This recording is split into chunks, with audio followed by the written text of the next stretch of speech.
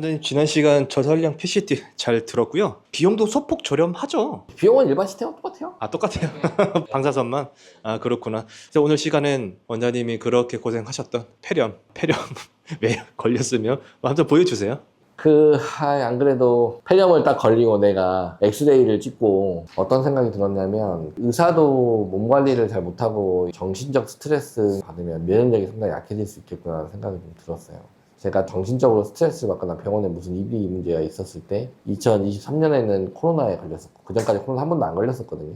올해는 폐렴에 걸렸던 거죠. 사실은 9월 말경쯤에 조금 병원에 좀 일이 있어가지고 스트레스 받을 일이 많았는데, 9월 한 달 내내 감기약을 달고 살았어요. 9월 한 초부터 감기약을 먹었던 것 같아요. 그래서 계속 감기약을 먹고 있다가 9월 말경쯤에 집에서 자고 있는데 열이 너무 많이 나는 거예요. 기침도 좀 오랫동안 가고 열이 좀 심하게 났어요. 근데 해열제 먹고 또 떨어졌거든. 그래서 그냥 몸살인가 보다, 별다른 문제가 없나 보다라고 생각했는데, 그 다음날은 검사 안 해보고 수요일까지도 기침이 좀 나길래 엑스레이 한번 찍어보자.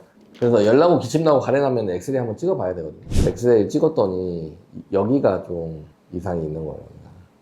여기에 이제 빨갛게 이 루닛이 콘솔리데이션 97% 있다. 여기에 이제 염증기라든지 경결이 있다라고 의견을 줘가지고 바로 CT를 찍었죠. CT를 찍고 이 CT 봐주는 선생님한테 바로 연락을 했어요. 좀 빨리 좀 봐달라고.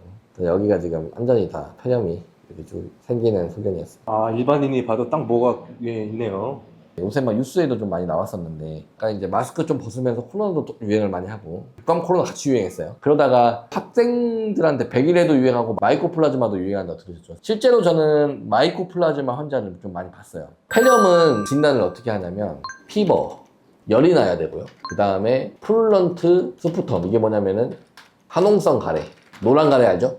그런 거 얘기하는 거. 그 다음에 유코사이토시스, 이게 뭐냐면 백혈구가 올라가는 거, 영상검사, 엑스레이, 헤지니스, 음영 증가를 얘기하는 겁니다. 이런 4가지 기준이 있을 때 좀 진단할 수 있는데, 저 열도 났었죠. 가래 계속 나오고 있었고, 엑스레이에서 이렇게 음영 증가 소견이 있었고, 백혈구도 이제 피검사 해보니까 약간 올라가긴 했더라고요. 폐렴의 진단 기준에는 확실하게 맞았고, 폐렴은 먹는 항생제로 치료하면서 통원 치료를 할 거냐, 아니면 입원을 해서 정맥 주사로 항생제 치료를 할 거냐, 이렇게 이제 나누는데, 커브 유고 이런 지표가 있어요. 지표 수치를 보고 판단을 합니다.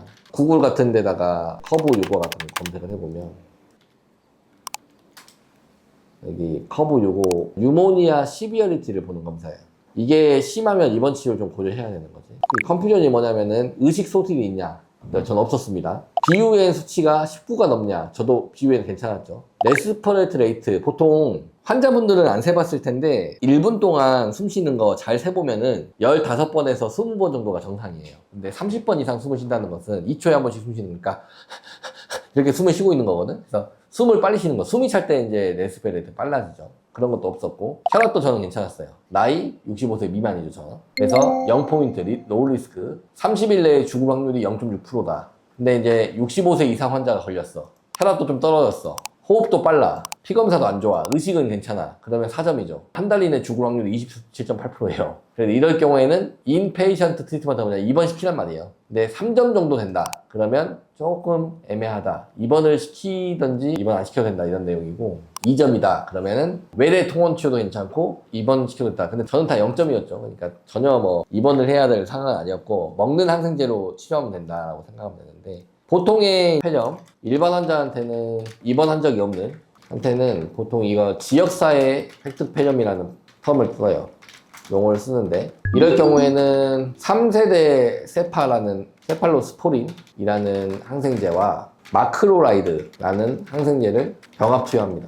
이 3세대 세팔로스포린은 뭐 유명한 것들, 폐렴 구균이라든지 헤모필루스 인플루엔자라든지 정통적인 균주를 커버하는 항생제고, 마크로라이드는 마이코플라즈마 폐렴을 커버하는 거예요. 비정형 폐렴이라고 우리가 부르는데, 그걸 이제 커버하기 위한 항생제를 씁니다. 그래서 엑스레이 찍고 CT를 딱 본 다음에, 아우 정말 가지가지 한다는 생각이 들었어요, 제 몸한테. 아니 또 어쩌다 폐렴에 걸려가지고 이 고생을 하고 있나 라는 생각이 좀 들었고, 폐렴이 걸린 걸 딱 보면서 바로 한 것이 뭐냐, 이제 가래 검사랑 피 검사를 해야 되니까, 염증 수치를 봐야 되고 가래 검사를 봐야 되니까. 예전에는 가래를 직접 배양을 하고 염색을 해서 좀 봤었는데, 지금은 PCR이라고 하는 좋은 기법이 생겼어요. 우리 코로나 검사할 때도 PCR 한다고 얘기했었잖아요. 그게 뭐냐면 유전자를 증폭시켜가지고 검사를 한다고 생각하시면 돼요.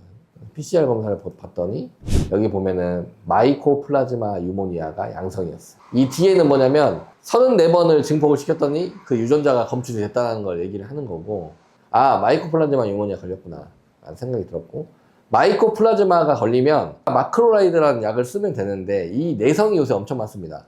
마크로라이드 레지스턴스 마이코플라즈마 유모니아, 이게 요새 많아요. 50% 이상이라고 봅니다. 마크로라이드에 항생제가 듣는다 하면은 그냥 마크로라이드를 쓰면 되는데, 마크로라이드 항생제가 안 듣는 상황, 계속 연락을 계속 가려나고 불편하면 그때는 항생제를 바꿔 주면 되는데, 성인일 때는 레보플록사신이라는 약을 쓰면 되고, 소아는 레보플록사신이라는 약을 못 쓰거든요. 그 성장장애를 유발할 수 있어서 독시사이클린을 쓰게 됩니다.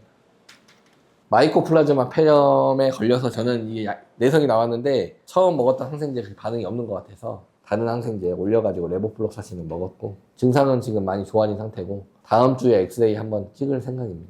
결론은 폐렴이 요새 유행을 많이 한다. 폐렴이 엑스레이 상에서 좀 의심이 되면 가래 검사랑 피 검사 같은 거 해야 되고, 항생제를 잘 선택하는데 항생제 선택의 기준에는 PCR 검사가 도움이 된다. 이런 내용들을 좀 말씀을 드리고자 케이스를 준비했습니다. KU를 좀 빌어주십시오. 제가 KU해야 또 동영상 많이 찍지 않겠습니까? 감사합니다. 안 오는 거 맞죠? 안 얼마요, 안 얼마. 항생제 다 먹어가지고 다 좋아졌어요. 알겠습니다. 큐입니다. 네네, 감사합니다. 오늘 영상이 도움이 되셨으면 구독, 좋아요 부탁드립니다. 감사합니다.